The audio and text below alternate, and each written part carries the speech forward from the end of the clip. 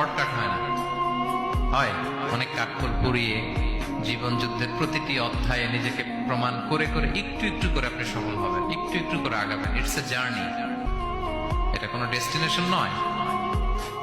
এবং সফল হওয়ার পথ পরিক্রমায় কোনো লিফট নেই, সিঁড়ি বেয়ে উপরে উঠতে হয়। কি বেয়ে? কিন্তু আমরা সফল হতে চাই কিভাবে?